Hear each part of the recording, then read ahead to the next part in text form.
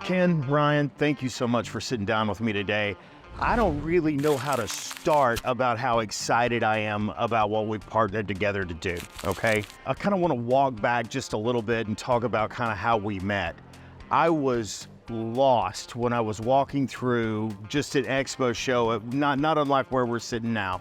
I was completely confused, and all I knew is I saw this huge sort of booth with this cash grab thing in it, and I'm there with my wife, and we go, okay, let's go ahead and grab the cash, and we want a little something there, and we came out with one of the prizes. Then y'all began to break down the process of what iink was.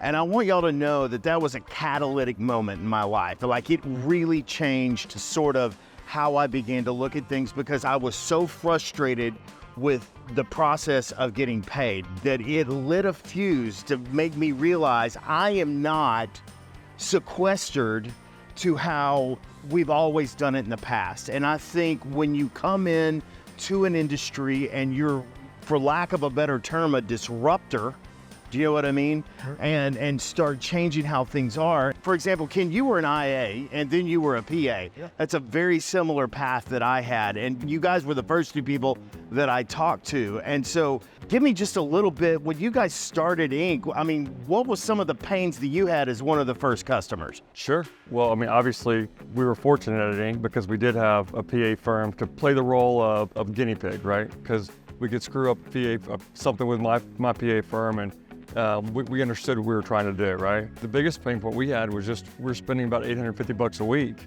at one point just running a courier. And the problem with the courier is not that they're not professional, but your client that has been with you through the whole process is got fatigue at that point, the claim fatigue, right?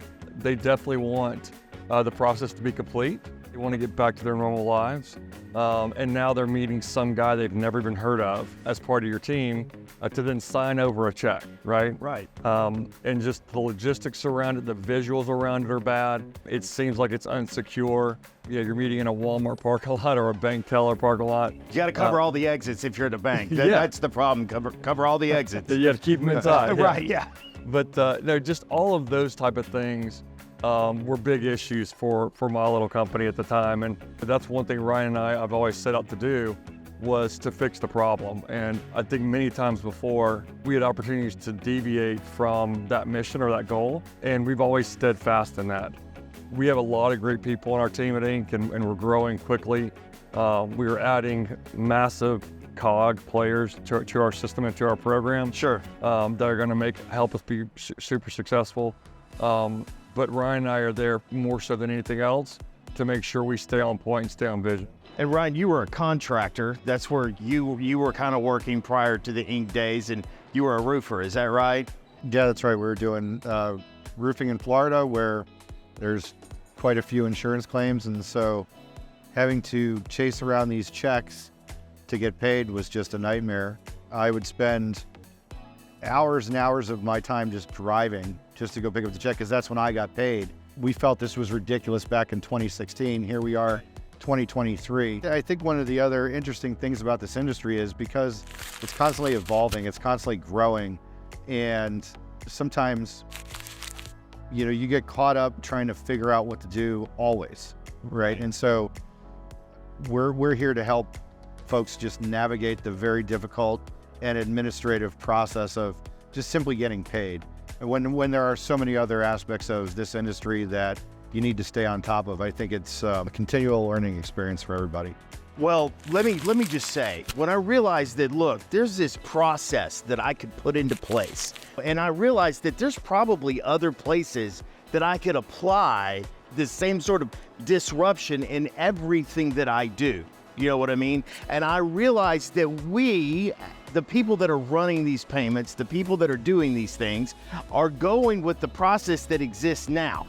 You know what I mean? This is just how things are done. iink steps in, and it's a game changer on how things get done. Well, I want to change the game too. I want to follow your lead and step in and change the game, okay? And in fact, one of the things that public adjusters and contractors, that happens to them regularly, much like in the payments thing, they're led around by the nose on a process that existed prior to them being involved in it. And the same thing with the claims process from A to Z, which includes the payments process. They're led around by the nose on a process that they think is a static process that existed. And I said, there's got to be something different. And I began to look back at my IA days when I was there, and I understood documentation. That was one thing that I understood. And I understood how we had to explain the loss and what happened there. I also understood the burden of documentation was heavier. And then I actually sat down and I read a policy and realized what it actually took to get a claim paid, right? Yep. It kind of blew my mind that it was as simplistic as it was, and actually that the power really rested with the policyholder. The carrier forfeits its right to negotiate the contract once the contract is signed, and so we're there executing the contract, but we're always playing by the carrier's rules. And they got a trick. They're the first ones on site almost all the time, and they write an estimate, and then everybody is trying to work with that estimate. What I want to do, and what I came to you guys with, was we've got to take back control of the narrative. And so I've developed a training program that I've shared with you guys and that we're partnering together on to help train contractors and public adjusters alike, even attorneys. So anybody that's involved in your claims process, we're going to show you how to regain control of the narrative. It is going to be an exclusive training. It's going to be a very small event. There's not going to be a lot of tickets, but on March the 5th, I have partnered with the guys at iink. Thank you so much, Ken. Thank you so much, Ryan, to bring this exclusive training to public adjusters and contractors to show you how to take back control of the narrative. I am tired of the carriers setting the process when we, as the claim professionals and the contractors who are the experts on site that can tell you exactly how and what it's going to take to get this house restored back to a pre-loss indemnified condition. And we're going to go down step by step, much like the iink process. It is a very practical, easy plug and play that anybody can execute. It's not going to be difficult. There's lots of theory out there where we're going to talk about where the rubber hits the road. And we're going to show you step by step on how to take back control of the narrative. You know, I think one of the things that it's important to talk about, especially, and this happens with iink, right? We love to train our customers on the process of the payment, because as much as we want to think that everybody understands it, they just don't. And even on the banking side, we catch the representatives that work for the banks making mistakes all the time. We kind of keep them in check. I think that's really important. You're catching mistakes. Most people think banks don't make mistakes. A lot of people think insurance carriers don't make mistakes. People make mistakes. And even though the carriers have executed this contract, right, with the insured, and they have a policy that they're supposed to act on whenever there is a claim, people make mistakes. And so I think it's very important that the folks in our industry from this side of the fence, will say, are knowledgeable about every single thing that can happen during the claims process, so that they can ensure the outcome is going to be a fair one and one that is deserving of the insured. And so I think it's important that even though we may feel like we're not in control of the process, we can always be guiding the process. Sure. You know, and whether it's the insurance companies, the mortgage companies, or anybody, anywhere that there is a human involved, it's good that we're all working together towards the right end goal. Well, I think it creates a level of redundancy, if you know what I'm saying, because you don't have any one person that's involved in that thing, and it goes through multiple layers. For example, you've got an independent adjuster, and I've had a lot of talks about how we love doing that. And it goes through a layer of people. And even what we do, you know, it is good for our process as adjusters and contractors for it to go through a layer of redundancy to make sure that we're getting this thing right, you know? And I think that that is probably the most important thing. And that's all a part of what I'm going to be teaching people. And I couldn't be more excited to get this thing off the ground, and I'm really looking forward to it. Ken, I mean, I know that your plate has been really, really full, but what is sort of the thing that's like kicking you forward with this iink thing, and how did you find your passion behind what's going on now? Sure.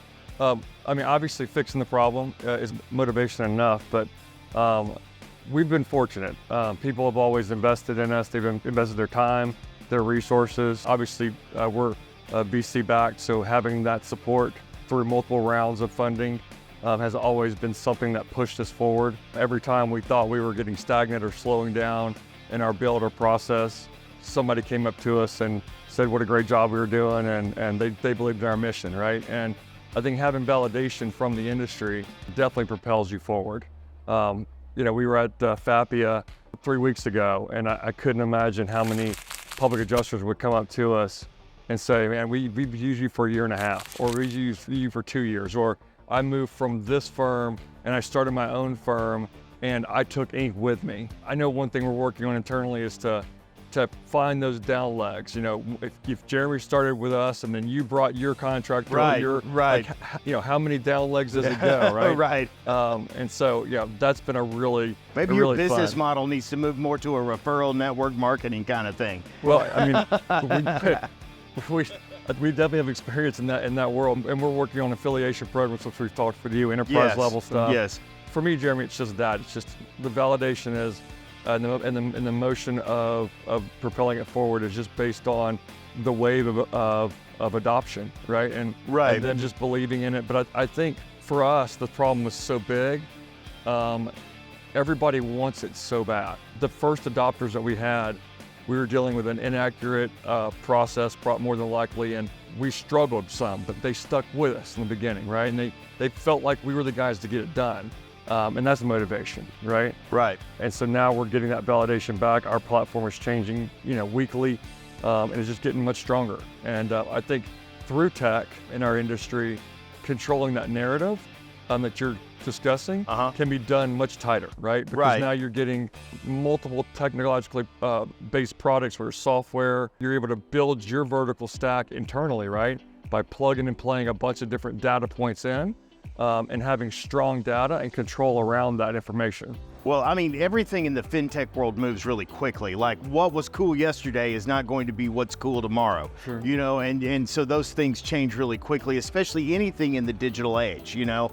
And I mean, even as claims become more digital, as they become, I mean, it would not surprise me a bit if AI is not the guy that comes out and inspects your house, right? Jake from State Farm is going to get fired, right? Because the AI is going to be taking over those things. And even AI has got to be taught by people, and if they miss that and the AI misses something, what we do is going to be even more crucial in how we go about processing these claims. And the step-by-step process, the thing that I have been asked for of all the trainings that I have seen, all of the seminars and conferences, I get one question and one question only from all of them, and that is, does it work? You know, and in a world of there is no silver bullet, the only silver bullet, there's a legal term for the silver bullet, and it's called a verdict. And that's about the only silver bullet that I'm aware of that exists out there. They want a process that works, and I believe the control the narrative process is going to be something that works. And I want everybody to know that a big part of the control the narrative process involves iink payments and how you process those things, not only to manage the money, but to protect the money. And again, I couldn't be happier that we're partnering together and doing this together. And y'all been around when it was an idea on a cocktail napkin for me. I know y'all talk about iink started out on a cocktail napkin, and I was sitting with one of your guys, Ben, and I said, and I had mentioned it to you guys a little bit loosely at different events. And then finally we kind of came together on the whole thing, and just the way that you guys have kind of stepped in, I got to commend you. I really do. Just the way that you guys elevate the industry, not just from a payment standpoint, but from an education standpoint, and helping everybody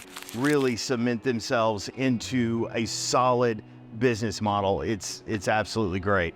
Thank you. We like supporting our, fellow educators and industry colleagues. So we're super excited to promote the event and support the event. I'm sure we're going to be learning a lot at the event as well.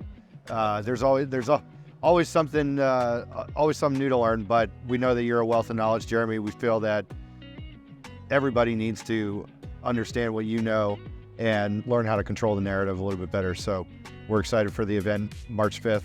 March 5th, we're actually gonna do it at an Alamo Draft House is where we're gonna do it. Nice. It's going to be a little laid back. Yeah, very laid back, very cushy. You know what I mean? You know, they've got a restaurant and a place to get your adult beverages. That's very nice too. So it's going to be a very cool event. I'm glad that you guys are gonna be there. And again, I can't say thank you enough. Thank you. Thank you. Awesome.